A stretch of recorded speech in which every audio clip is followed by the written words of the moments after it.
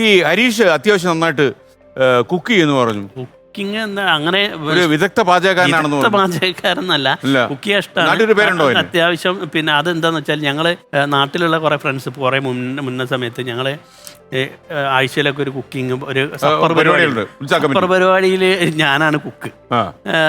ഭാഗ്യം ചെയ്ത ജന്മമാണ് ആദ്യം മുതൽ ആ കാര്യത്തില്.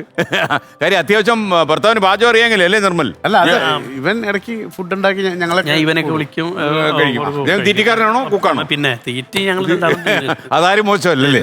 ഓക്കെ, ഈ കിളിച്ചുണ്ടേ മാമ്പഴം മോഹൻലാലിന്റെ ചിത്രം അത് കോഴിക്കോടാണ്. അവിടെ ഒരു അടി ഉണ്ടാക്കി എന്ന് പറഞ്ഞു. അടി ഉണ്ടാക്കിയില്ല ആ സമയത്ത്. ഞാനത് ലാലേട്ടനെ കാണാൻ വേണ്ടിയിട്ട് അവിടെ. ലാൽ ഫാനാണെന്ന്, കട്ട ഫാനാ അല്ലേ? എനിക്കൊന്ന് അന്ന് ദിലീപല്ലേ നമ്മുടെ ഉള്ളിൽ ജീവിക്കുന്ന ആളെന്ന്. ലാലേട്ടന് ഇഷ്ടമാണ്. പിന്നെ അത് ഇന്ന് ഡിപ്ലോമാറ്റിക് ആയിട്ട് പറയുമായിരിക്കും. ഉള്ള പണി പോകണ്ട. അതല്ല, ലാലേട്ടനെ നമ്മള് ആദ്യം മുതൽ ഞാൻ 4ാം ക്ലാസ് പഠിക്കുന്ന സമയത്തൊക്കെ ലാലേട്ടന്റെ നടത്തൊക്കെ വെറുതെ ഇങ്ങനെ അനുകരിച്ച് തിരിച്ചറിഞ്ഞ് പെയിന്റൊക്കെ അടിയുമ്പോഴും നമുക്ക് അല്ലേ ആ സമയത്ത് ആരെങ്കിലും പറഞ്ഞിട്ടുണ്ടോ മോഹൻലാലിന്റെ പോലെ ഫേസ് ആമിയും? ഇവനോട് പറഞ്ഞിട്ടുണ്ടോ? നിർമ്മലിനുണ്ടോ? ലാലിന്റെ ഫേസ് ഉണ്ടോ? ഫിഗർ ചെയ്യുമായിരുന്നു, സൗണ്ട് ചെയ്യായിരുന്നു. ഒന്ന് ഒരു പീസ് അടിച്ച്. പഴയ ലാലേട്ടൻ. ഞാനിത് ചെയ്യാൻ അവരോട് പറഞ്ഞ് ഞാൻ ഇവിടെ തന്നെ ചെയ്തിട്ടുണ്ട്. അത് കുഴപ്പമൊന്നുമില്ല, അത് പ്രശ്നമില്ല. പഴയ ലാലേട്ടൻ ചിത്രത്തിലെ ലാലേട്ടൻ നെടുമുടി വേണു രഞ്ജിനിയുടെ അച്ഛൻ കഥാപാത്രത്തിന് ശബ്ദം കൊടുത്തു. നമ്മുടെ പരസ്യത്തിലൊക്കെ അഭിനയിച്ച നരേന്ദ്രപ്രസാദ് ശബ്ദം. അദ്ദേഹത്തിന് നരേന്ദ്രപ്രസാദ് ഡബിയിരിക്കുന്നല്ലേ? ഓക്കെ. അയ്യോ, തുശിയില്ല മുനയില്ല, 3 വെള്ളം തോണ്ടി 2 വെള്ളം പൊട്ട ഒന്നീ തണ്ണിയില്ല. കാര്യങ്ങളെല്ലാം എത്രത്തോളായ സ്ഥിതിക്ക് ഞാനെല്ലാം തുറന്നു പറയാൻ പോവാണ്. താനും തോന്നുന്നു തുറന്നു പറയാൻ പോവാന്ന്. ഞാനിവിടെ ആരുമല്ല വിഷ്ണു. ഏതല്ല ഇത്ര പരിശുദ്ധാത്മാവായ മേനേജർ എനിക്ക് പറ്റില്ല. ഞാൻ പറയാൻ പോവാ. എന്താടോ കൈമളെ, ഞാൻ അറിയാത്ത കാര്യമല്ല ഇവിടെ. എന്ത് കാര്യം ഉണ്ടെങ്കിലും ഞാൻ അറിയണം. എന്നാ 2 കണക്ക് 3 പിന്നെ കരച്ചിലായി പിടിച്ചിലായി കാര്യമായി. പൂസല്ല പിള്ളേട്ടാ, പിള്ളേച്ചേട്ടനെ മുട്ടത്തലേ രൂപ വെച്ചിട്ട് ഇപ്പൊ ഒരു പേര് വിളിക്കട്ടെ. കള്ളപ്പിള്ള കള്ളപ്പിള്ള കള്ളപ്പിള്ള. ഇപ്പോഴത്തെ വോയിസ് ചേഞ്ച് എന്ന് പറയുമ്പോൾ 6ാം തമ്പുരാൻ സായികുമാർ ലാലേട്ടൻ്റെ. ജെയിംസ് ജഗൻ എവിടെ? എടോ പന്ന എബി മാത്യു പണിപിടിച്ചു. അവൻ ആ കോൺട്രാക്ട് രാമസ്വാമി അസോസിയേഷന് മറച്ചു വയ്ക്കാൻ പോകുന്നു. നീ എത്രയും പെട്ടെന്ന് ഇറങ്ങണം. എടാ ഞാനേ നമ്മുടെ എറിക് ചോണില്ലേ, അവർ ഇന്നലെ മണാലിയിൽ നിന്ന് ഒന്ന് ചാടി ഒരു കെട്ട് നല്ല അമറും ചരസുമായിട്ട്. ഒന്നവേ ഞാനൊരു ഫ്രണ്ടിനെ മീറ്റ് ചെയ്തു. ഞങ്ങൾ ഗസലാക്കാൻ പോവാ. കിഷൻ മാധവ് പാടുന്നു. നീ വരുന്നോ? എടാ ഞാനാകെ പ്രാന്ത് പിടിച്ച അവസ്ഥയിലാണ്. അതിന് ചരസാവസ്റ്റ് കൂടെ വേണം ഡ്രമ്മും കോളയാകാം ഒരു പിൻബലത്തിന്. എടാ പന്ന എബി മാത്യു പണി പറ്റിച്ചു. അവന് കോൺട്രാക്ട് രാമസ്വാമി അസോസിയേഷനെ മറച്ചു വയ്ക്കാൻ പോകുന്നല്ലേ. നീ അറിഞ്ഞോ?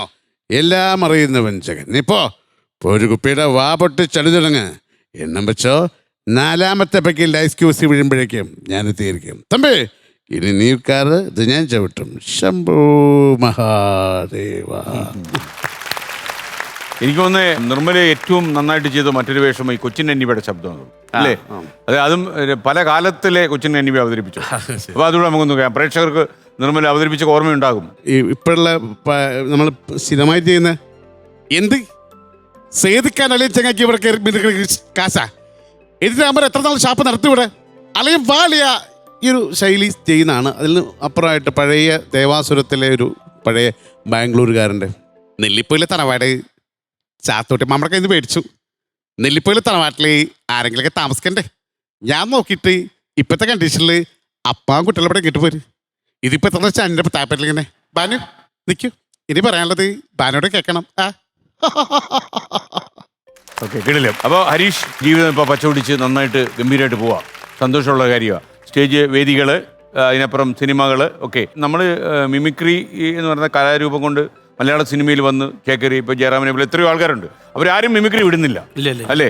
അപ്പോൾ നമുക്ക് പക്ഷേ ഈ സാധാരണ മനുഷ്യരുടെ ജീവിതമായിട്ടുള്ള ടച്ച് കുറയുമല്ലോ ഈ ലൊക്കേഷൻ ടു ലൊക്കേഷൻ നമ്മുടെ യാത്രക്കിടയിൽ. അപ്പോൾ നമ്മൾ എന്താ ചെയ്യുന്നത്? ഇല്ല, ഞാൻ ഏകദേശം ഷോ ഉണ്ടെങ്കിൽ ഞങ്ങളെല്ലാവരും കൂടെ ഒന്നുകിൽ എൻ്റെ വീട്ടിൽ അല്ലെങ്കിൽ നിർമ്മലിൻ്റെ വീട്ടിൽ ഞങ്ങളെല്ലാവരും കൂടി ഇരുന്ന് പുതിയ സ്കിറ്റ്, കണാരനായാലും വേറെ ഒക്കെ. ഇപ്പോൾ കണാറിൻ്റെയൊക്കെ പുതിയ വേഷം ചെയ്യുന്നത്. ഇപ്പം നമ്മളിപ്പോൾ പ്രിയദർശനൊക്കെ സിനിമ ഷൂട്ട് ചെയ്യുമ്പോൾ ബെണിച്ചേട്ടനും ലാലും എല്ലാവരും കൂടെ കൂടിയിരുന്ന്, ജഗദീഷും ശ്രീനിവാസനും ഒക്കെ കൂടിയിരുന്ന് അവർ ഇംപ്രവൈസ് ചെയ്ത് സ്ക്രീൻ ഉണ്ടാക്കി പിന്നെ സ്ക്രീൻ എഴുതി അവർ ഷൂട്ട് ചെയ്യുന്നു എന്നായിരുന്നല്ലോ. അപ്പോൾ ഈ പുതിയ കാലത്തിലെ സിനിമ നിങ്ങളൊക്കെ അതിൻ്റെ വ്യക്താക്കൾ കൂടിയാണ്, വേറൊരു കാലഘട്ടത്തിലാണ് നിങ്ങൾ ജീവിക്കുന്നത്. ജഗദീഷ് ചേട്ടൻ ഒരിക്കൽ എന്നോട് ഒരു യാത്രക്കിടയിൽ പറയുന്നു, ഞാൻ മടുത്തിരിക്കുക, ഞാൻ എന്തൊരു അമളിച്ചേട്ടാന്ന് ചോദിച്ചു പറഞ്ഞു, ഏത് സ്ക്രിപ്റ്റിൽ നോക്കിയാലും ജഗതി കോമഡി ഉണ്ടാക്കുന്നു എന്ന് എഴുതി വെച്ചിരിക്കുക. സ്ക്രിപ്റ്റ് റൈറ്ററുടെ ജോലി കഴിഞ്ഞല്ലോ, ജഗതി വന്നു, ജഗതി കോമഡി ഉണ്ടാക്കിക്കോളും, മൊത്തം പണിയാണ്. കാര്യം നോക്കുമ്പോൾ ഒരു 8-10 സീൻ കൊണ്ടാവും, നമ്മൾ കോമഡി പെട്ടെന്ന് ഉൽപ്പാദിപ്പിച്ച് അത് എനിക്ക് മടുത്തു എന്ന് പുള്ളി പറയുന്നുണ്ടായിരുന്നു ഒരു അവസരത്തിൽ. അപ്പോൾ അത് സീരിയസ് ആയൊരു സംഭവമായിരുന്നു. ആ സമയത്ത് അമ്പിളിച്ചേട്ടൻ വന്ന് കോമഡി ഉണ്ടാക്കി സിനിമ ഹിറ്റാക്കിക്കോളും എന്ന് പറയുന്നൊരു വിശ്വാസം. ഇന്നും എനിക്കൊന്ന് ആ ഒരു അല്ലേ, നിങ്ങളുടെ പുതിയ ജനറേഷൻ വന്നപ്പോൾ തമാശയുടെ രീതികളൊക്കെ മാറി, രീതി മാറി. ചില സാധനമൊക്കെ ഹരീഷ് ഇങ്ങനെയാണ് നമ്മൾ എഴുതി വെച്ചത്, ഇനി എന്തെങ്കിലുമൊക്കെ ആഡ് ചെയ്യണമെങ്കിൽ നമ്മൾ ആഡ് ചെയ്തിട്ട് ലൈഫ് ഒന്ന് കൊളിപ്പിച്ചിട്ട് ഉഷാറാക്കി തരും. അപ്പോൾ നിങ്ങളുടെ ഓപ്പറേഷൻ എങ്ങനെ ആയിരിക്കും അത്? അപ്പോൾ അല്ല, അതപ്പോൾ നമ്മളെ കൂടെ ആരാ കോമ്പിനേഷൻ ചെയ്യുന്നത് വെച്ചാൽ സംസാരിച്ചിട്ട് നമ്മൾ അങ്ങോട്ടും ഇങ്ങോട്ടും പറഞ്ഞു നോക്കിയിട്ട് ടേക്കിൽ സംഭവം ചെയ്യും. ഇത് വേറൊരു കാര്യം ഹരീഷ് എപ്പോഴാണ് ഓർത്തത്, ഈ എയർപോർട്ടിലേ നിങ്ങളുടെ ഒരു റീൽ ഓടുന്നുണ്ട് ഇല്ലേ, തവളയുടെ പാട്ടിട്ടിട്ട് ഒരു റീൽ അവിടെ ഓടുന്നുണ്ട്. ശരിക്കും ഓർമ്മയുണ്ട്, മറന്നിട്ടില്ലല്ലേ? അതിപ്പോ ഈ അടുത്ത് പോയപ്പോഴുണ്ടായതാണ്. അതെവിടെയായിരുന്നു സംഭവം നടന്നത്? ഖത്തറിലായിരുന്നു അല്ലേ? റീല് നന്നായിട്ട് പോകുന്നുണ്ട്, ജനശ്രദ്ധ നേടിയിട്ടുണ്ട്. നിങ്ങളെ കണ്ടിട്ടില്ലേ? ആ റീല് കാണണം. അപ്പൊ എന്തായിരുന്നു ഹരീഷ് എന്നെ പറഞ്ഞത്? ഒന്നുമില്ല, ഞങ്ങൾ രണ്ടാളെ എയർപോർട്ടിൽ നടന്നു പോണ്, വെള്ളം കുടിക്കുന്നു. ഇതൊക്കെ ദേവൻ ഷൂട്ട് ചെയ്യുന്നു, നമ്മൾ ഇരിക്കുന്നത് ദേവരാജ് ഷൂട്ട് ചെയ്തിട്ട് ഇവൻ അതൊരു റീലാക്കിയിട്ട് ഇട്ടിട്ട് അതിനൊരു പാട്ടും കൊടുത്ത്, ഗംഭീര പാട്ട് ഏതായിരുന്നു? കൊടിയ വേനൽ കാലം, കുളങ്ങൾ വറ്റിയ കാലം, കുതിച്ചു ചാടിയ 2 തവളകൾ ദാഹനീരിലാ. അപ്പൊ ഞങ്ങൾ വെള്ളം കുടിക്കുക, 2 തവളകൾ കറക്റ്റ് തടിയൊക്കെ പെട്ടെന്ന് അത് എനിക്ക് തുരുതുരേ വരാൻ തുടങ്ങിയ ആള്. അതെന്താ സംഭവം കറക്റ്റ്. പിന്നെ കമന്റ് നമ്മളതാണല്ലോ, 2 തവളകൾ ദാഹതീരനായിട്ട് നടക്കുകയാണ്, കുളങ്ങ പറ്റി. ആ സാധനം അങ്ങ് വൈറലായി പോയത്.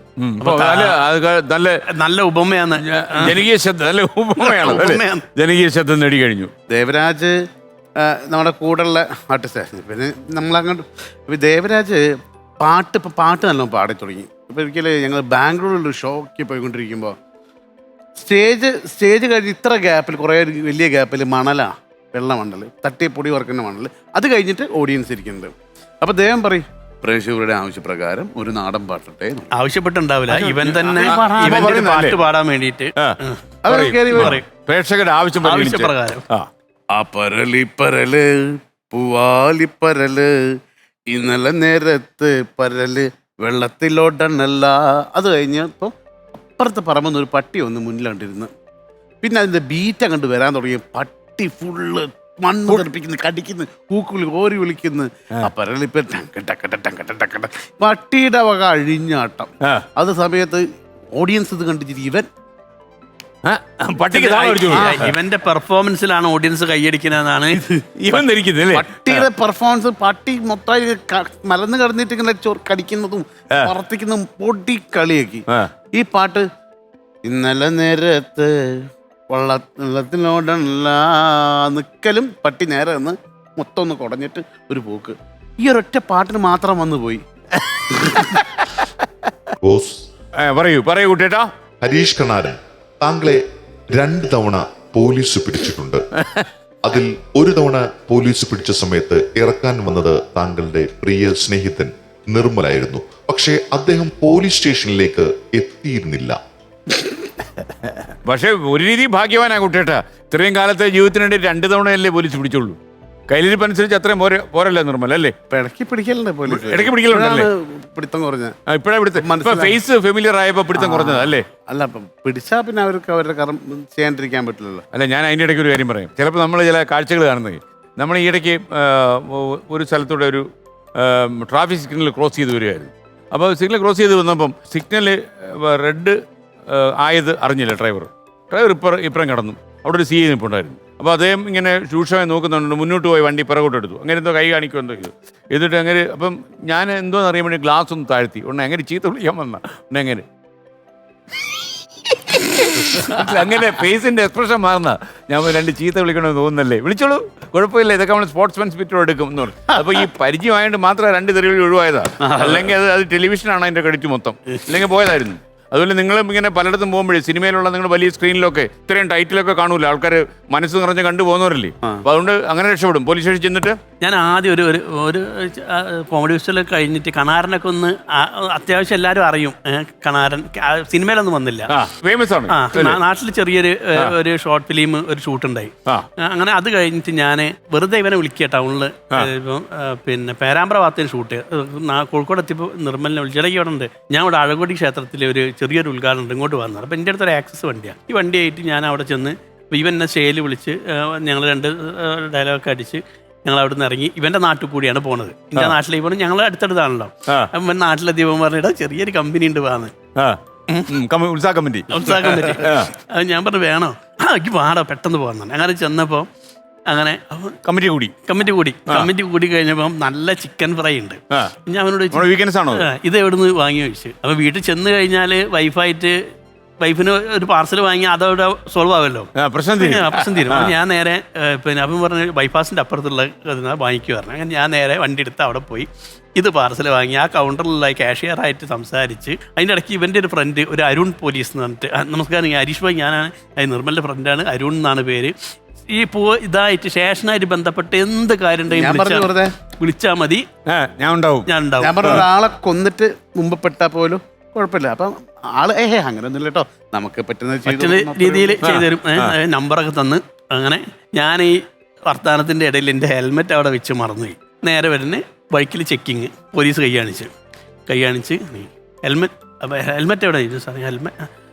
അപ്പം ഞാൻ സാറേ ഹെൽമെറ്റൊക്കെ എടുക്കാം എന്തോ പറഞ്ഞ് അപ്പോഴേക്ക് കോൺസ്റ്റബിൾ കഴിച്ചിട്ടുണ്ടേ ഞാൻ ചെറിയതുപോലെ. അപ്പോൾ എസ് ഐ ആരാണ് സാർ, അത് നമ്മളെ ചാനലിലൊക്കെ ഉള്ള കണാറിൻ്റെ ഒക്കെ ആണോ, മോനെ വിളിക്ക്, എന്തേടാ എന്തേ കുഴപ്പമുണ്ടോ? ഇല്ല സാർ ഞാൻ ചെറിയ കുഴപ്പമൊന്നുമില്ല, ഓടിച്ചു പോകാൻ പറ്റുമോ? ഞാൻ പറഞ്ഞാൽ ഓടിച്ചു പോകാൻ. എന്നാൽ പോയിക്കോ, നീ ഇത് ആവർത്തിക്കരുത് കേട്ടോ, ചാനലിലൊക്കെ കണ്ടുകൊണ്ടാണ് നമ്മൾ ഇഷ്ടപ്പെടുന്ന ഒരാളാണ് വിടുന്നത് കേട്ടോ. ഞാൻ 2 കിലോമീറ്റർ പോയിട്ട് ഞാൻ തിരിച്ചു വന്ന് എൻ്റെ ഹെൽമെറ്റ് ഇവിടെ വെച്ച് മറന്നു എന്ന് പറഞ്ഞു. ഹെൽമെറ്റ് ഇല്ലാത്തതിനാ കൈ കാണിച്ചത്. ഹെൽമെറ്റ് നിങ്ങൾ എടുത്തിട്ടുണ്ട്, അത് സാറേ ഇവിടെ എടുത്തിട്ടുണ്ട്. നിങ്ങൾ കളിപ്പിക്കല്ലേ, ഹെൽമെറ്റ് നിങ്ങൾ എടുത്ത് വെച്ചിട്ടുണ്ട്.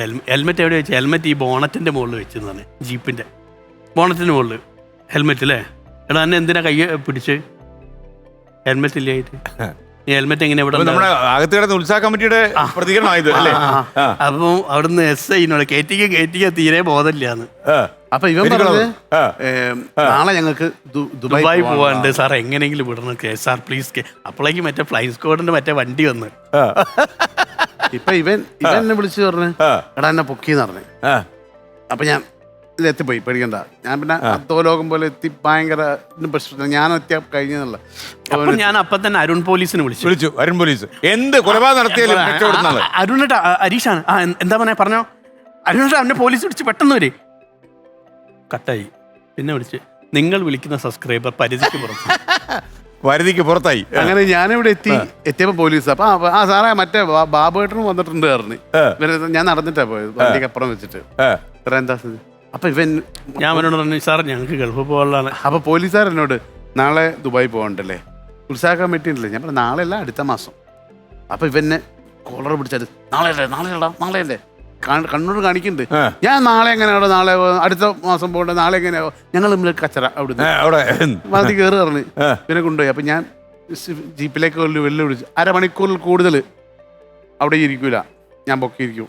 ഇപ്പം വിട്ട് ഇവനെ കൊണ്ടുപോയി. ഞാൻ എൻ്റെ കാറായിട്ട് സെന്നായിട്ട് പിന്നാലെ പോയി. കുറച്ച് കഴിഞ്ഞപ്പോൾ ഒരു ക്ഷീണം പോലെ ഞാൻ വണ്ടി സൈഡൊക്കെ ഉറങ്ങി. രാവിലെ ഓടാൻ വരുന്ന ആള് എണീച്ചു, എന്താ നിർമ്മല എവിടെ? എന്താ അവിടെ?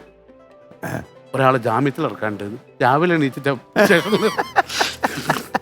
അപ്പൊ പിന്നെ അവിടെ ഇരുന്നോ? 2 മണി വരെ അവിടെ ഇരുന്ന് ഞാൻ എൻ്റെ ഒരു ഏട്ടനെ വിളിച്ച് മൂപ്പര് നികുതി ഷീട്ടൊക്കെ ആരുമില്ല, അരുൺ പോലീസും ഇല്ല, ആരുമില്ല. പോലീസിന് പിന്നെ ഫോൺ ഓൺ ആയില്ലല്ലോ. ഇല്ല, വിളിച്ചോ കാൾ പുറത്താണ്. ഈ പോലീസുകാർ വീട്ടിലേക്ക് കാണിച്ചു കൊടുക്കുക. ഹരീഷ് കണാൻ നീ ടി വി കാണുമ്പോ ഒരുപാട് ചിരിച്ചിട്ടില്ലേ? നോക്കി കണ്ടോ ഞങ്ങൾ പിടിച്ച് എടുത്താത്തിട്ടുണ്ട്. അങ്ങനെ കോടതിയിൽ ഫൈൻ അടയ്ക്കാൻ വേണ്ടിയിട്ട്, ഫൈൻ അടയ്ക്കാൻ ചെന്ന് കഴിഞ്ഞാൽ നമ്മൾ കൂട്ടുകയറി നിന്നിട്ട് ഇവര് ഭയങ്കര ഇത് ചെയ്തവര് അർദ്ധരാത്രി 12 മണിക്ക് മദ്യമിച്ച് മതോന്മത്തനായി പൊതുജനങ്ങൾക്ക് ശല്യമുണ്ടാകുന്ന രീതിയിൽ വാഹനം ഓടിച്ചു. എന്ന കുറ്റം ചെയ്തിട്ടുണ്ട്. ജഡ്ജ് ചെയ്തിട്ടുണ്ടോ? ആ ചെയ്തിട്ടുണ്ട്. എന്നാൽ ഫൈനടച്ച് പോയിക്കോ, ഇനി ഇത് ആവർത്തിക്കരുതിട്ട്. ചെയ്തില്ല എന്ന് പറഞ്ഞാൽ പിന്നെ നമ്മൾ വക്കീലിനെ വെച്ച് വാദിക്കണം. മെനക്കെടാ ചെയ്തെന്ന് പറഞ്ഞാൽ രക്ഷപ്പെട്ടു അല്ലേ? 3500 ഉന്മത്തനായി, നമ്മൾ ഉന്മത്തനായില്ലെങ്കിലും പക്ഷെ നമുക്ക് ആകെ ഉന്മത്തത വന്നത് ആ ഹെൽമെറ്റിന്റെ കേസിലല്ലേ ഉള്ളൂ. നമ്മൾ അങ്ങോട്ട് പോയപ്പോൾ ഉള്ളി കിടന്ന സാധനം വർക്ക് ചെയ്യാൻ തുടങ്ങി. അവൻ പറഞ്ഞു ഈ ഹെൽമെറ്റ് പോലീസുകാരന്റെ ജീപ്പിന്റെ ബോണറ്റിൽ ഇരിപ്പുണ്ട് എന്നല്ലേ പറഞ്ഞത്. അപ്പോൾ നമ്മൾ തിരിച്ചു വന്നു. ഓക്കെ, അത് നല്ലൊരു എക്സ്പീരിയൻസാണ്. കാര്യം പോലീസുകാർക്ക് ഒരു ഗുണമായി കാണും അല്ലേ? ഞാൻ അതിൻ്റെ ഇടയ്ക്ക് ഒരു ഹരീഷിനോട് കാര്യം പറയാം. എൻ്റെ ഒരു അനുഭവമാണ്. MC റോഡിൽ ഞാനിങ്ങനെ വണ്ടിയിൽ വരുന്ന സമയത്ത് എന്തോ ഒരു വണ്ടി ഓട്ടത്തിൽ എന്തോ ഒരു പ്രശ്നം, നിയമലംഘനം.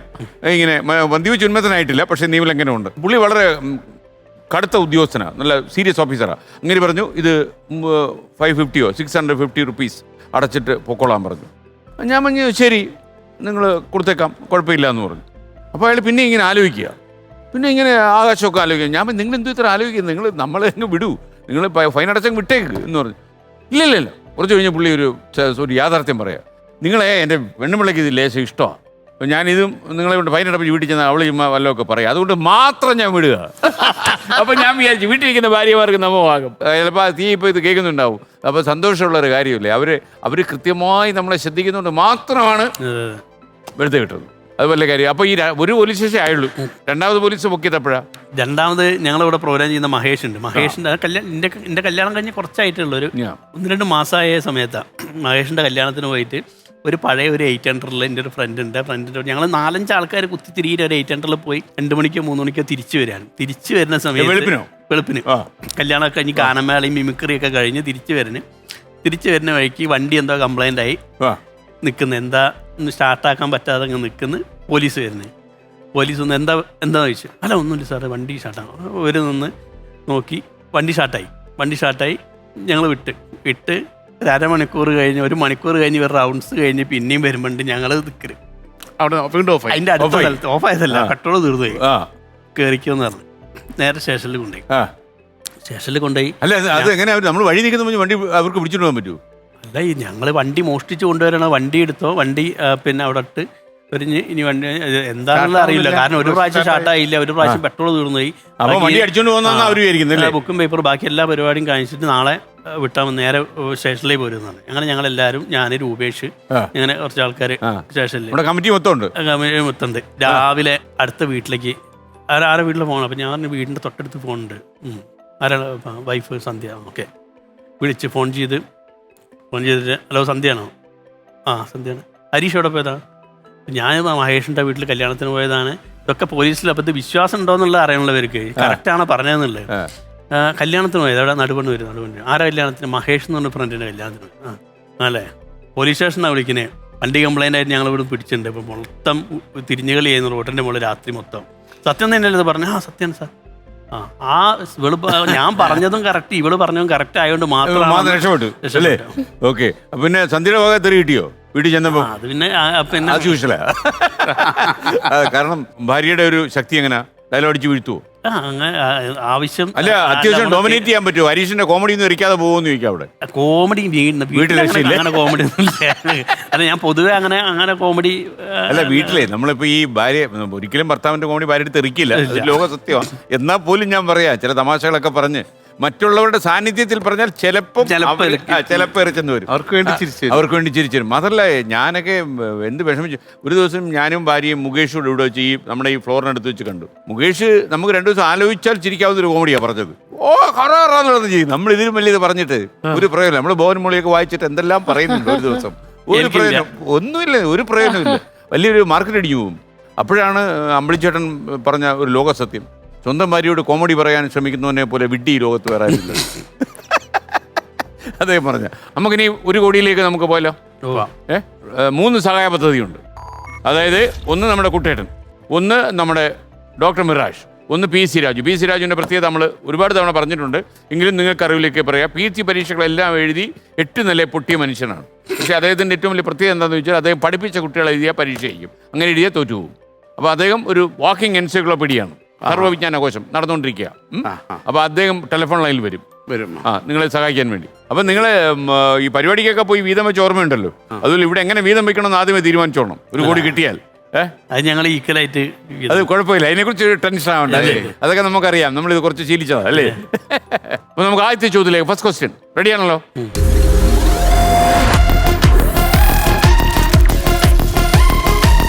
Hi Harish, hi Nirmal. നമ്മളിനി ഔപചാരികമായി നമ്മൾ ചോദ്യത്തിലേക്കും നല്ല മനോഹരമായ ഉത്തരത്തിലേക്കും കിടക്കുകയാണ്. ദോശ ചുടാൻ ഉപയോഗിക്കുന്ന മരം ഏതാണ്? ഒറ്റ ചോദ്യം, ഒറ്റ ഉത്തരം. കുസൃതി ചോദ്യമാണ്. ദോശ ചുടാൻ ഉപയോഗിക്കുന്ന മരം. മാവ്. ഇതെങ്ങനെ സംഭവിക്കുന്നല്ലേ? പഠിച്ചു വന്നാണുള്ളത്. മാത്രല്ല നിർമ്മല് ഇപ്പൊ ഒരു ബഹുമാനം തോന്നില്ലേ? സത്യം അല്ലേ? ഇന്ന് ഇതിപ്പോ വീട്ടിലിരുന്ന് കണ്ടോണ്ടിരിക്കുന്ന സന്ധിക്കും തോന്നും. സത്യം, ഞാൻ വിചാരിച്ച ആളല്ലോ. ഒരിക്കലും പ്രതീക്ഷിച്ചത്. എന്ത് വിടല ബാബുവേട്ടാ എന്നല്ലേ? ഓക്കെ, അപ്പൊ ശരി ഉത്തരമാണ്. അപ്പൊ 10,000 രൂപ കിട്ടി. ഇനി നമ്മൾ രണ്ടാമത്തെ ചോദ്യത്തിലേക്ക്. ഉത്തരം പറഞ്ഞാൽ പൈസ എടുക്കാന്നില്ലല്ലോ. അങ്ങനെ പറ്റത്തില്ല. അത് ആര് പറഞ്ഞാലും 50-50, 1,50,00,000 വെച്ച് ഡിവൈഡ് ചെയ്തോ. ഇങ്ങനെ അടുക്കി രണ്ടുപേരുടെ വാങ്ങുന്നതൊക്കെ ഞാൻ കാണുന്നു. ഉറക്കം കുറവുണ്ടായിരിക്കും. ഹരീഷിന്റെ കണ്ണൊക്കെ കുറച്ച് ചെറുതായിരിക്കുക. പക്ഷേ ഈ 50,00,000 കൊണ്ട് കാണുമ്പോണ്ടല്ലോ ഇതങ്ങോട്ട് വിടർന്നു വരും. ഓക്കെ, രണ്ടാമത്തെ ചോദ്യം, 20,000 rupees.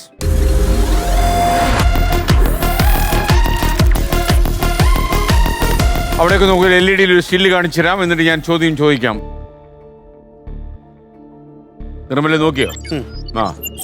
ഇനി നമുക്ക് ആ പടം വെച്ചിട്ട് നമ്മൾ ആലോചിക്കണം. ഏതാണ് ഈ സിനിമ? ഉത്തരം ശരിയാണ്. നിർമ്മല അതെങ്ങനെ മനസ്സിലാക്കി ഗദ്ദാമയാണെന്നുള്ളത്?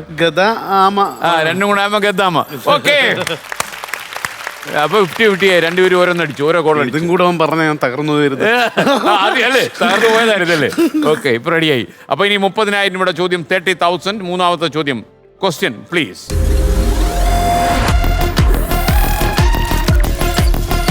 ചപ്പാത്തിയും ഡെങ്കിപ്പനിയും തമ്മിലുള്ള വ്യത്യാസം എന്താണ്? അനുഭവ സമ്പത്തുള്ള ആളാണല്ലോ ഡെങ്കിപ്പനിയിൽ. ചപ്പാത്തിയും ഡെങ്കിപ്പനിയും തമ്മിലുള്ള വ്യത്യാസം. ചപ്പാത്തി നമ്മൾ വരുത്തണം, ഡെങ്കിപ്പനി കൊതുക് വരുത്തും.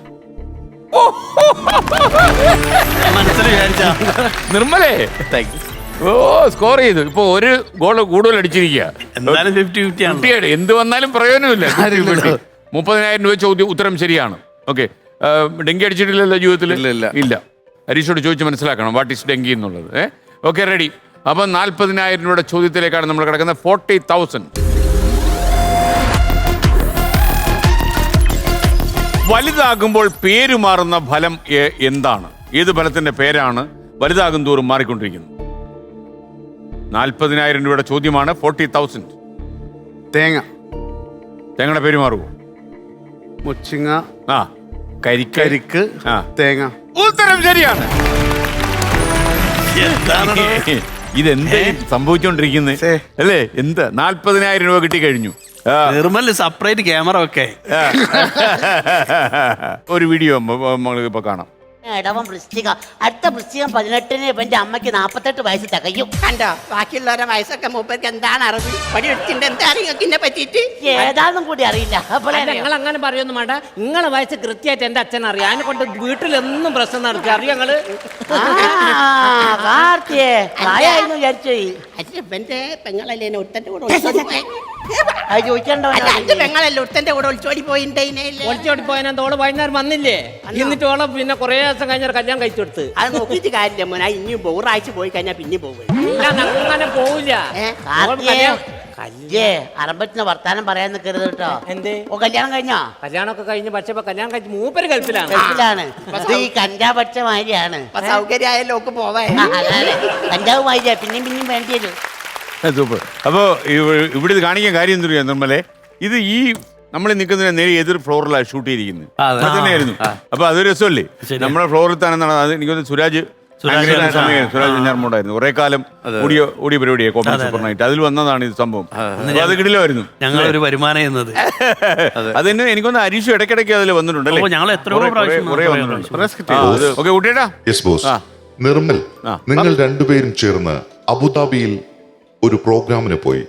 നിങ്ങളുടെ സ്നേഹിതൻ പ്രദീപിന്റെ ബാഗിൽ നിന്ന് എന്താണ് താങ്കളുടെ അടുത്ത് തലയിൽ പുരട്ടിയത്? അത് ഞങ്ങള് സോപ്പ്, കണ്ണാടി, ഇതെല്ലാം സ്വാതന്ത്ര്യത്തോടെ എല്ലാവരുടെ ബാഗ് എടുത്തിട്ട് തോർത്തെടുക്കാൻ അങ്ങനെയാണല്ലോ. പ്രദീപ് റൂമിലില്ല അവിടെ. അപ്പം ഞാൻ കുറച്ച് വെളിച്ചെണ്ണ നോക്കിയാ പാരഷൂട്ടിന്റെ വെളിച്ചെണ്ണ കുപ്പിയുണ്ട്. ഞാൻ അതെടുത്ത് കയ്യിലേക്കാണ് മൊത്തം തിരിച്ച് മൊത്തം എടുത്ത് തലയിൽ വെച്ച് കുറച്ച് കൈ ഇങ്ങനെ ഗ്രിപ്പ് ഇങ്ങനെ പിടുത്തം. അത് മീശ ഒട്ടിക്കുന്ന ഗമ്മായിരുന്നു. കാല മൊത്തം അങ്ങ് പോയിട്ട് മറ്റേ ഇവൻ അതെടുത്തിട്ട് ഞാനിത് കണ്ടാണ് ഇവൻ എടുത്ത് ഹരീഷ് ആകെ കുടുങ്ങി. ഞാൻ എന്താ ഇവന്റെ മുടി ഉണ്ട് ഇങ്ങനെ നിക്കണ്. എനിക്കാണെങ്കിൽ ചിരി അടക്കാൻ പറ്റില്ല, ഇവനാണെങ്കിൽ ടെൻഷനാണ് ഇതെന്താവുന്നുള്ള. ഞാൻ തലയ്ക്ക് കൈ വെച്ച് ഓടിയപ്പോ ഞാൻ ഇതിന് പ്രതിവിധി എന്തെങ്കിലും ശരിയാക്കാൻ വേണ്ടി ഓടുകയെന്നാ.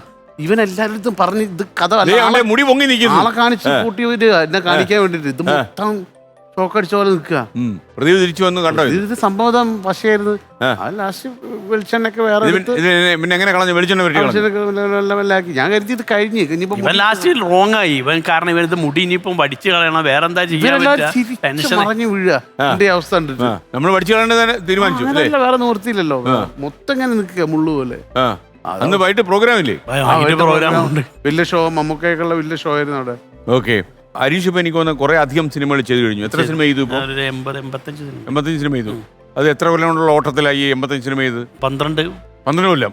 ഇത് നിലം തൊടാത്ത കൂടിയ വർഷം ഏതായിരുന്നു? ലൊക്കേഷൻ ഘോഷയാത്ര അല്ലേ? കൊറോണയുടെ തൊട്ട് മുമ്പ് വരെ അങ്ങനെ തന്നെ ഓടി. ഈ കൊറോണയാണ് ആ കൃമി കീടമാണ് നമ്മുടെ ലൈഫിലേക്ക് പ്രശ്നം ഉണ്ടാക്കാൻ വരുന്നതല്ലേ?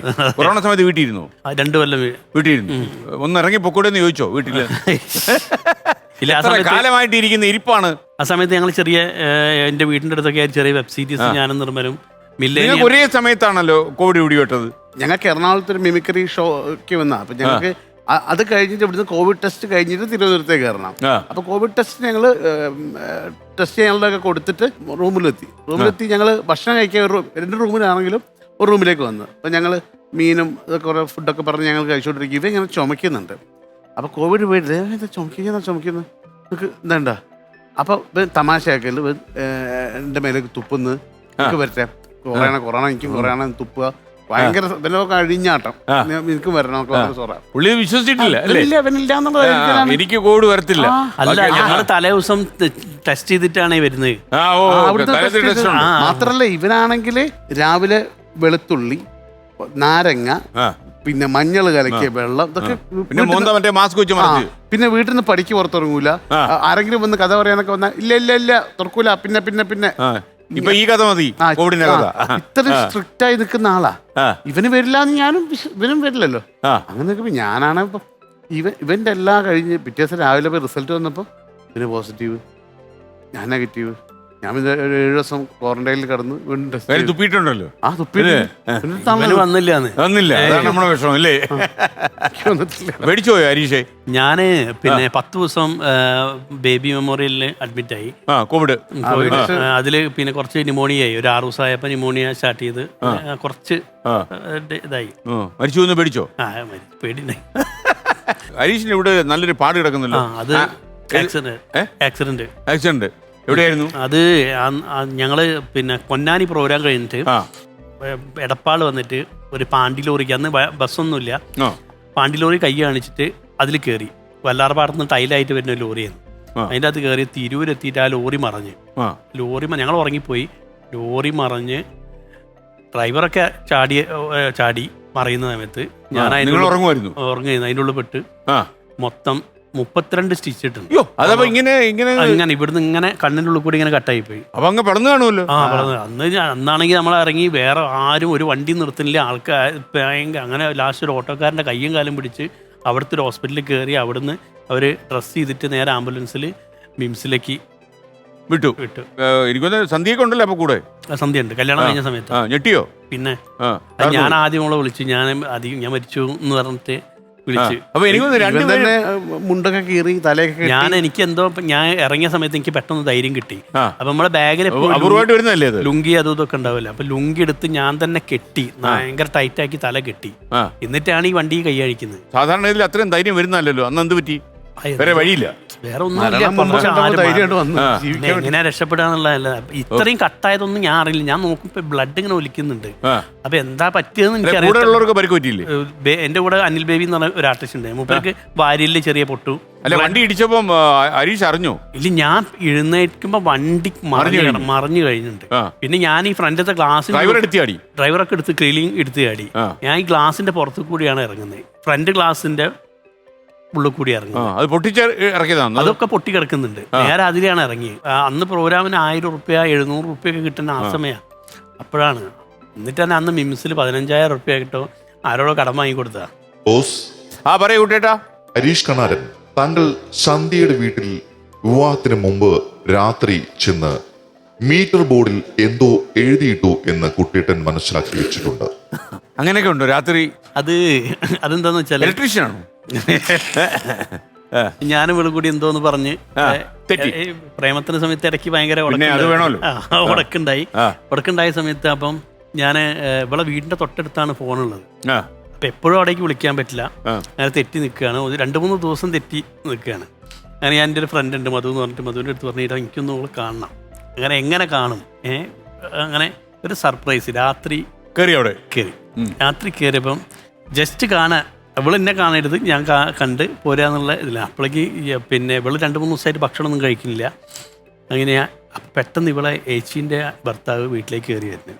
ഞങ്ങൾ നേരെ ബാക്കിലേക്ക് ഒരു ചെറിയൊരു കാട് പോലെ ഉണ്ട്, അവിടെ പോയി ഒളിച്ചിരുന്നു. അപ്പോൾ മൂപ്പര് വന്ന് ചോദിക്കില്ല, എന്താ സന്ധ്യ, നിനക്ക് എന്താ പ്രശ്നം, നീ ഭക്ഷണമൊന്നും കഴിക്കില്ല എന്ന് കേട്ട്, എന്താ വിഷയം പറയും എന്നൊക്കെ പറഞ്ഞിട്ട് അങ്ങനെ ഞങ്ങൾ പേടിച്ച് മൂപ്പര് പോകണമില്ല. ഞങ്ങൾ ആ ബാക്ക് സൈഡിൽ കൂടി പുറത്തിറങ്ങി ഞങ്ങൾ അപ്പം അതിന്റെ മുന്നേ ഞാൻ വന്നെന്നുള്ളൊരു തെളിവ് വേണം. പുള്ളി അറിഞ്ഞിട്ടില്ല. സന്ധ്യ അറിഞ്ഞില്ല. അത് പിറ്റേ ദിവസം ഞാൻ ഈ ഡയലോഗൊക്കെ ഞാൻ സന്ധ്യേൻ്റെ അടുത്ത് ഞാൻ എന്നെ കാണാൻ വേണ്ടി വന്നിട്ടുണ്ടായി. ഞാൻ കണ്ട് അങ്ങനെ എങ്ങനെ വരാൻ ഞാൻ പറഞ്ഞു വന്നിട്ടുണ്ട്, തെളിവ് വേണോ ചോദിച്ചാൽ തെളിവ് വേണം. ഞാൻ ഇവരെ ഏട്ടൻ പറഞ്ഞ ഡയലോഗൊക്കെ അങ്ങോട്ട് പറഞ്ഞു കൊടുത്ത് എന്നിട്ടും വിശ്വസിക്കില്ല. അപ്പൊ ഞാൻ പറഞ്ഞു ഈ ബാക്കില് മീറ്റർ ഇല്ലേ, മീറ്ററിന്റെ മീറ്ററിന്റെ അടിയില് ഒരു സംഭവം എഴുതി വെച്ചിട്ടുണ്ട്. എന്നിട്ട് ഞാൻ പച്ചലേനെ കൊണ്ട് ഞാൻ ഇന്നലെ രാത്രി ഇവിടെ വന്നിരുന്നു. ഇല വെച്ചോ? എഴുതി വെച്ചിരിക്കുക, ഞാൻ ഇന്നലെ രാത്രി വന്നു. ഹരീഷ് എന്താ വിളിക്കുന്നത്? സന്ധ്യ ഹരിയേട്ടൻ പറയുന്നതൊക്കെ സത്യമാണെങ്കിലും ഒന്ന് എഴുതിയേക്കണം സന്ധ്യ. ഓക്കെ, നമുക്കിനി അടുത്ത ചോദ്യത്തിലേക്ക്. 1.5 ലക്ഷം രൂപയുടെ ചോദ്യമാണ്. 50,000. Be careful. 1.5 ലക്ഷം രൂപ. ഇതിന്റെ ഒരു തലയെഴുത്തോടി പറഞ്ഞേക്കാം, ഇത് തെറ്റിയാൽ നേരത്തെ കിട്ടിയതിന്റെ 10% കൊണ്ട് കോഴിക്കോടേക്ക് മടങ്ങും. അയ്യോ, അങ്ങനെ ഒരു പ്രശ്നമുണ്ട്. വിശ്വാസം. അപ്പൊ നിർമ്മലിന്റെ ബുദ്ധി വൈഭവത്തിൽ പിടിച്ചു നിന്നുള്ളൂ. കാര്യം നമ്മൾ ഉദ്ദേശിച്ചവരല്ല, വളരെ ഷാർപ്പ് ബുദ്ധിയാണ്. അങ്ങനെയുള്ള ചോദ്യങ്ങളാണ് പിടിക്കുന്നത്. Okay, question please. Harish, Nirmal 1.5 ലക്ഷം രൂപയുടെ ചോദ്യത്തിലേക്ക് കടക്കുന്നു. 5ാമത്തെ ചോദ്യമാണിത്. അടുക്കളയിൽ കാണുന്ന 3 രോഗങ്ങൾ അതേതാണ്? അടുക്കളയിൽ കാണുന്ന 3 രോഗങ്ങൾ. അടുക്കളയിലൊക്കെ കയറി പരിചയമുള്ള ആളാണല്ലോ ഹരീഷ്, കുക്കിംഗ് വിദഗ്ധൻ. സഹായ പദ്ധതികളുണ്ട്, 3 ഹെൽപ്പ് ലൈൻ ഉണ്ട്. വേണമെങ്കിൽ നമുക്ക് ആളെ വിളിക്കാം. കാര്യം ഇതിനകത്ത് കുടുങ്ങി നമ്മൾ നേരത്തെ കിട്ടിയതിൻ്റെ 10% പുറത്തു പോകരുത്. 4000 രൂപ കിട്ടും. വണ്ടിക്കൂലി പോലും തികയത്തില്ല. വിളിക്കാം അല്ലേ? നമുക്കൊരു കാര്യം, മറ്റേ ഇയാളെ വിളിച്ചാലോ, ഡോക്ടർ മിറാഷ്. കിടിലൻ കേസാ. Please get me doctor mirage.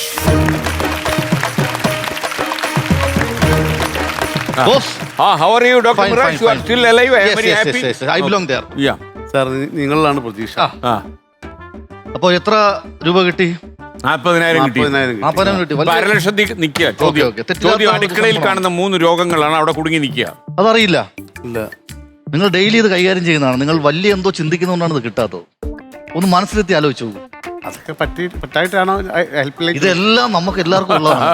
ചിലപ്പോൾ ബോസിന് കാണില്ല, നമുക്ക് 3 പേർക്കും ഇതിൽ പലതും ഉണ്ട്. ഒരു ക്ലൂ തരാം. നമ്മൾ ഭക്ഷണം വയ്ക്കാൻ ഈ സാധനങ്ങൾ ഉപയോഗിക്കും. ഇതുമായിട്ട് ബന്ധപ്പെട്ടാണ് ഈ രോഗത്തിന്റെ പേര് വരുന്നത്. ആ വഴിക്കൊക്കെ ചിന്തിച്ചു നോക്കിയാ. ചായ ഇടുമ്പോൾ ചിലപ്പോൾ ഈ സാധനം അതിലിടും. ഇത് അടുക്കളക്കകത്തുള്ളൊരു സാധനമാണ്. ഗ്യാസ്. ചായലോ? ഗ്യാസ് അടുപ്പ് അടുക്കളയിലെ. ഓക്കെ, ഒന്ന് ഗ്യാസ്. ഓക്കെ, ഒരു അസുഖം കിട്ടി. ചായ ഇടുമ്പോൾ ഷുഗർ. 2 ഷുഗറും പ്രഷർ കുക്കർ. സിമ്പിൾ. ഓക്കെ, അടിപൊളിയല്ലേ? Thank you doctor. Thank you. Okay. സമയം കളയാതെ അടുത്ത പണി നോക്കൂ. പിന്നെ തീർച്ചയായിട്ടും 50,000 രൂപ കിട്ടിയല്ല, കൊണ്ട് കളയല്ലേ, ഒറ്റടി വെച്ചടി കീറി വെച്ചൊക്കെ തുന്നി കൂട്ടി കൊടുക്കും. ഓക്കെ, അപ്പോൾ വെൽ ഡൺ. ഉത്തരം ശരിയാണ്. അപ്പം ഗ്യാസ്, ഷുഗർ, പ്രഷർ. അപ്പം നമുക്ക് 1,00,000 രൂപ കിട്ടി. ഇനി നമ്മൾ 60,000. ആറാമത്തെ ചോദ്യത്തിലേക്കാണ്. 6th question. Question please.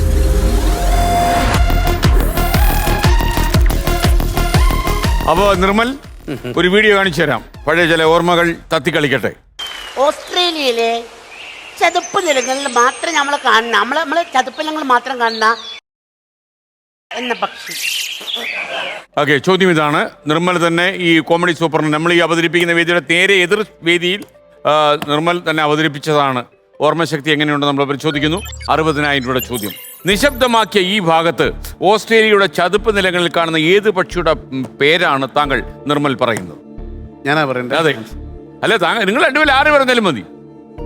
സൊറാട്ടിപ്പ. സുറാട്ടിപ്പ. ഓർമ്മയുണ്ടല്ലേ? സുറാട്ടിപ്പ ഞങ്ങളുടെ നാട്ടിലൊരു സർബത്ത് വിൽക്കുന്ന കടയിൽ ഇപ്പം അവര് സുറാട്ടിപ്പ സർബത്ത് എന്ന സാധനം ഇറക്കിയിട്ടുണ്ട്. ഇതിന് ശേഷമാണത്? ആ, ഇതിന് ശേഷം. എന്റെ പൊന്നെ, അത് സൂപ്പറായല്ലോ. സുറാട്ടിപ്പ ക്യാരക്ടർ എവിടുന്നാ കിട്ടിയത്? സുറാട്ടിപ്പ അത് ഇതിലൊരു പരാതിക്കാരനായ മിമിക്രി ആർട്ടിസ്റ്റ്. ഇപ്പൊ ഇയാളെ പിടിച്ച് പുറത്താക്കൽ കേസുകളൊക്കെ നടക്കുന്ന സ്കിറ്റ് അത്. ആ, അപ്പൊ ഞാൻ ആക്സിഡന്റ് ഒക്കെ കഴിഞ്ഞിട്ട് ആ, സ്റ്റേജ് കളിക്കാൻ തുടങ്ങിയിട്ടില്ല. അപ്പം ഈ ജഡ്ജ്മെന്റ് ഒക്കെ പോകും, കേരളോത്സവം പരിപാടി. അപ്പം ടൗൺ ഹാളിൽ കേരളോത്സവം ജഡ്ജ്മെന്റിന് വേണ്ടി പോയപ്പം ഒരു പയ്യൻ മിമിക്രിയിൽ മത്സരിക്കുന്ന ഒരു കുട്ടി ഞങ്ങളുടെ അടുത്തേക്ക് ഓടി വന്നു. നിർമ്മലേട്ട് എന്തൊക്കെയാ അങ്ങനത്തെ ഒരു സൗണ്ട് കൂട്ടി എന്തൊക്കെയാന്ന് വെച്ചു. അപ്പൊ ദേവരാജ് ഉണ്ട് കൂടുതൽ. ദേവൻ പറടാ, നീ മത്സരിക്കാനുള്ളതല്ലോ, നീ മാറി, ഞങ്ങളോട് സംസാരിക്കല്ലേ, ഞങ്ങൾ ജഡ്ജ് ചെയ്യാൻ വന്നല്ലേ. മത്സരം കഴിഞ്ഞാൽ തേർഡ് പോലും ഇവന് കൊടുക്കാനുള്ള വകുപ്പ് എൻ്റെ ഭാഗത്ത് ഉണ്ടായില്ല. അപ്പം അത് കഴിഞ്ഞാൽ ചെറിയ വടിയൊക്കെ ഉണ്ട് പിടിച്ചിട്ടാണ് ആക്സിഡന്റ് കഴിഞ്ഞ് വന്നത്. ജഡ്ജ്മെന്റ് പേയ്മെന്റ് മേടിക്കുകയാണ് ടൗൺ ഹാളിൽ നിന്ന്, സ്റ്റേജിന്റെ ബാക്കിൽ നിന്ന്. അപ്പം ഈ കിട്ടാത്തവൻ വന്ന് മതിലിന്റെ അപ്പുറത്ത് നിന്ന് എന്നെ ചീത്ത വിളി തുടങ്ങി. ഒരു കലാകാരനെ മൂലക്കിലാക്കിയപ്പോ സന്തോഷായില്ലേ? നിങ്ങൾ കുറച്ച് ആൾക്കാർ മതിയല്ലോ, വേറെ ആരെയും വളരെ അനുവദിക്കരുത് ഇവിടെ. ആക്സിഡന്റ് കഴിഞ്ഞു വന്നാൽ എന്നോട് ചോദിക്കാവൻ എനിക്ക് കിട്ടിയൊന്നും പോരടാന്ന്. അപ്പൊ ഈ ഒരു സംഭവം ഉണ്ടായിരുന്നു. ആ സംഭവം അങ്ങനത്തെ ക്യാരക്ടർ ഉണ്ടാക്കിയാലോ. അങ്ങനെയാണ് ഞാനും പ്രദീപും കൂടെ ഈ ക്യാരക്ടർ ഇങ്ങനെ പേരിട്ടു. ക്യാരക്ടർ ഉണ്ടാക്കിയിട്ട് ഇവിടെ അന്ന് രാത്രി പിന്നെ ഒന്ന് കളിച്ചത്. നമുക്കത് എന്തായാലും ഒന്ന് കാണാം. കാര്യം അങ്ങനെ തന്നെയാണോ പറഞ്ഞിരിക്കുന്നൊന്നും പ്രേക്ഷകർക്ക് സംശയം വരാൻ പാടില്ലല്ലോ. Okay, play. ഓസ്ട്രേലിയയിലെ ചതുപ്പ് നിലങ്ങളിൽ മാത്രം നമ്മൾ കാണുന്ന നമ്മളെ ചതുപ്പ് നിലങ്ങൾ മാത്രം കാണുന്ന സുറാട്ടിപ്പ എന്ന പക്ഷി. സുറാട്ടിപ്പ നമ്മളാ? അയ്യോ, സുറാട്ടിപ്പ കണ്ടില്ല. അത് ഇവിടെ നമുക്ക് മനസ്സിലാവുന്ന പക്ഷിയൊന്നും അല്ലല്ലോ. ഗംഭീരമായി. അടുത്ത ചോദ്യത്തിലേക്ക്, ഗുഡ് ഓൾഡ് ഡേയ്സ് അല്ലേ, നല്ല ഓർമ്മകൾ. അടുത്ത ചോദ്യത്തിലേക്ക് നമ്മളിനി 70,000 രൂപയുടെ ചോദ്യത്തിലേക്കാണ് കിടക്കുന്നത്. 70,000. Question please.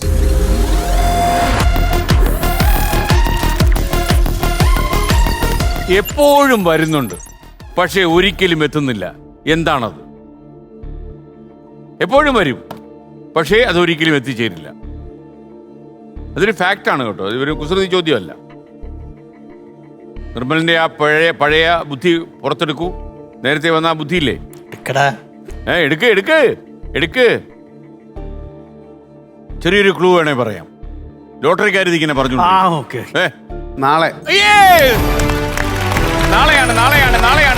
നാളെയാണ് നറുക്കെടുപ്പ് അല്ലേ?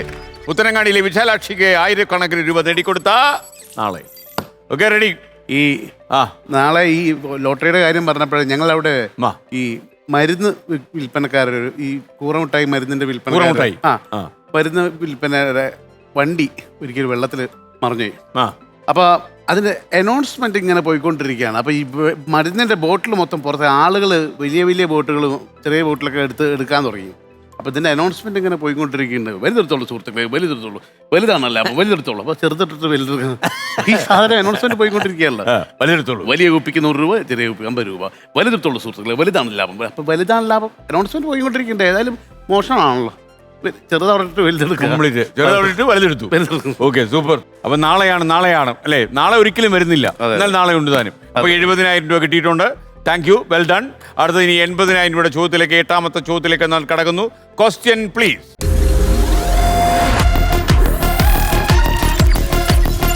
ഹിന്ദിക്കാർ പോക്കറ്റിലും മലയാളികൾ അടുപ്പിലും വയ്ക്കുന്നത് എന്താണ്? കലം. Yes! ഓ നിങ്ങൾ രണ്ടുപേരും ബുദ്ധി ഒരേപോലെ പൊങ്ങി വന്നു, ബുദ്ധിമുട്ടും പോലെ പൊങ്ങി വന്നു. അതെങ്ങനെ ഒരേ സമയത്ത് വലിയ സിങ്ക് ആണല്ലോ നിങ്ങൾ. കലം കലം പേനയാണ് കലം. 80,000 രൂപ കിട്ടി. ഇനി നമ്മൾ 1 ലക്ഷം രൂപയുടെ ചോദ്യത്തിലേക്കാണ് കടക്കുന്നത്. അപ്പോൾ 1 ലക്ഷം രൂപയുടെ ചോദ്യത്തിലേക്ക് ക്വസ്റ്റ്യൻ പ്ലീസ്.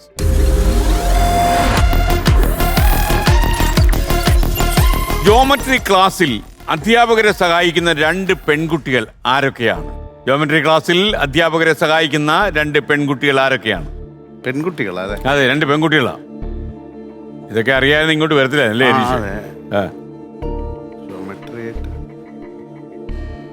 ഒന്ന് തമ്മിൽ ചർച്ച ചെയ്താൽ കിട്ടുമോ? എന്താ പറയുക? നമുക്ക് കുഴയണ്ട. നമുക്ക് വേണമെങ്കിൽ സഹായ പദ്ധതി ഉണ്ട്. 2 പേരും ഇവിടെ ബാക്കിയുണ്ട്. കുട്ടേട്ടനുണ്ട്, PC രാജു ഉണ്ട്. തോറ്റു പരിചയമുള്ള ആളെ വേണമെങ്കിൽ അങ്ങനെ വിളിക്കാം. തോക്കാതെ വിജയിച്ച ആൾ കുട്ടേട്ടനുണ്ട്. Okay, PSC. Please connect me to PC Raju.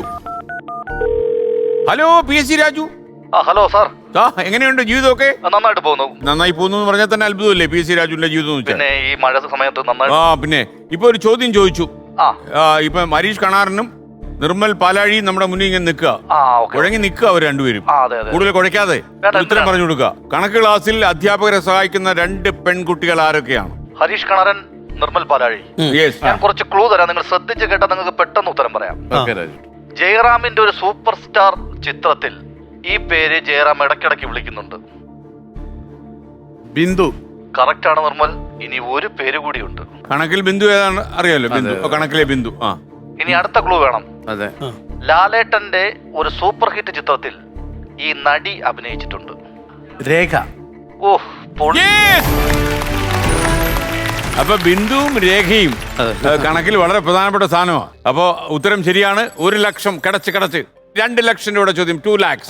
ഇനി സീരിയസ് ആയിട്ട് ഇരിക്കണം. ലക്ഷങ്ങളാണ് ഇനി പോകുന്നത് ഒറ്റയടിക്ക്. മാത്രമല്ല വീട്ടുകാർ ഇത് കണ്ടുകൊണ്ടിരിക്കുമ്പോഴേ അവർ വളരെ പ്രതീക്ഷിക്കും. അഞ്ചുമൊക്കെ മഹാമനസ്കയാണെങ്കിലും പൈസ കിട്ടുമ്പോൾ ഒരു സന്തോഷം വരില്ലേ? അത് അറിഞ്ഞിട്ടുണ്ടല്ലോ ജീവിതത്തിൽ അല്ലേ?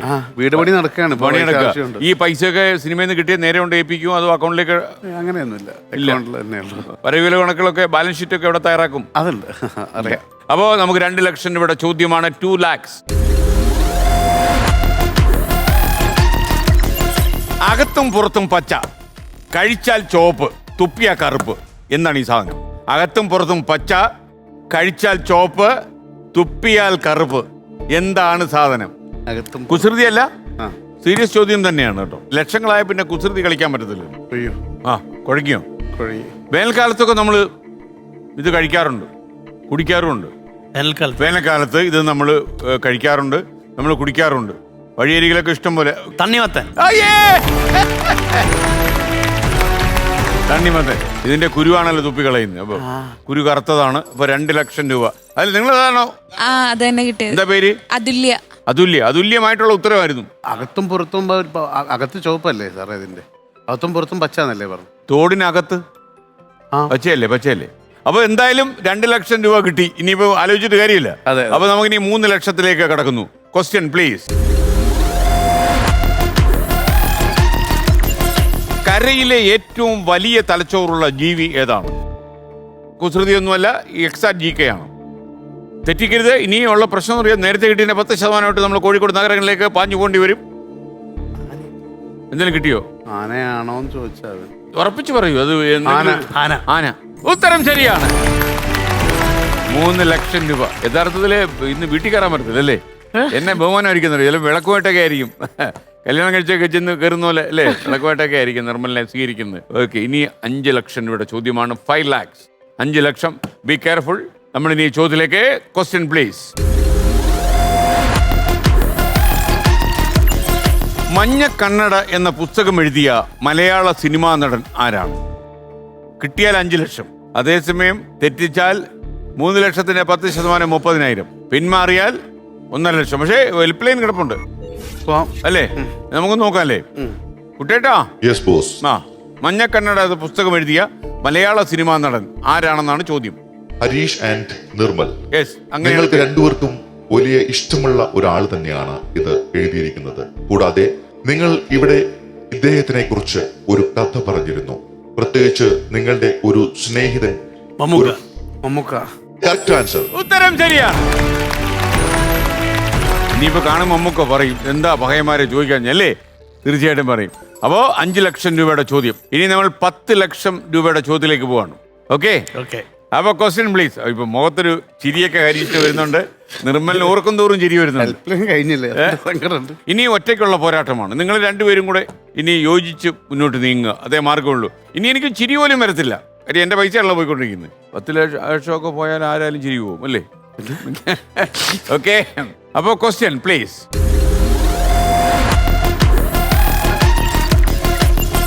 മലയാള സിനിമയിലെ ആദ്യ വനിതാ സംവിധായിക ആരാണ്?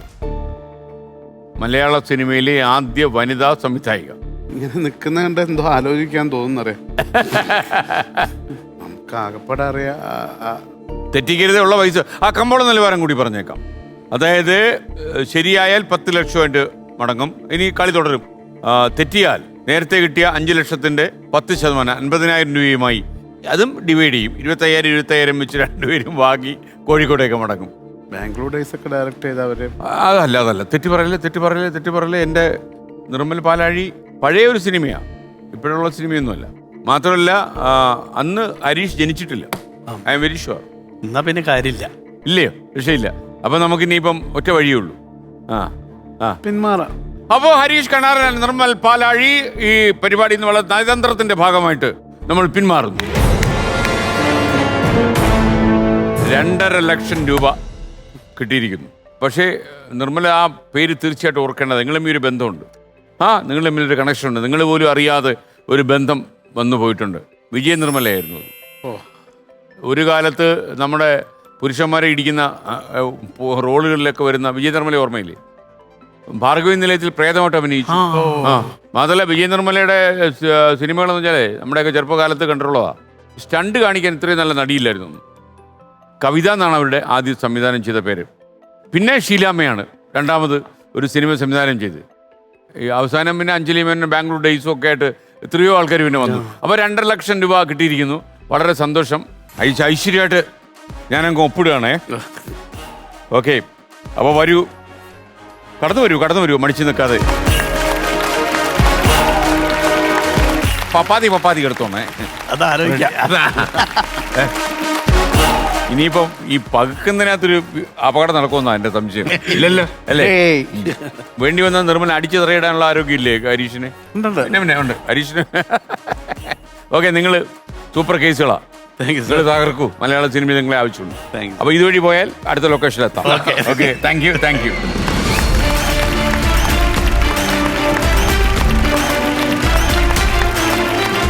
വളരെ പതിയെ പറയുന്ന തമാശകളൊക്കെ പ്രേക്ഷകരിലേക്ക് കത്തി പടരുന്ന കാഴ്ചയാണ് ഇവരുടെ സിനിമാ ജീവിതത്തിലും ഇവരുടെ വേദികളിലും ഒക്കെ കണ്ടിട്ടുള്ളത്. അതിൻ്റെ ഒരു ആവിഷ്കാരം ഇവിടെ ഉണ്ടായെന്നാണ് എൻ്റെ വിശ്വാസം. ഹരീഷ് കണാരനും അതുപോലെ നിർമ്മൽ പാലാഴിയും നിങ്ങളുടെ മനസ്സിൽ നല്ല കഥാപാത്രങ്ങളായി ഇരിക്കുന്നു പല വേഷങ്ങളിലൂടെ. അപ്പോൾ അത് തുടരും. മറ്റു മത്സരാർത്ഥിയുമായി ഇനി നമ്മൾ കാണുക അടുത്ത ദിവസം രാത്രി 9 മണിക്ക്. Good bye.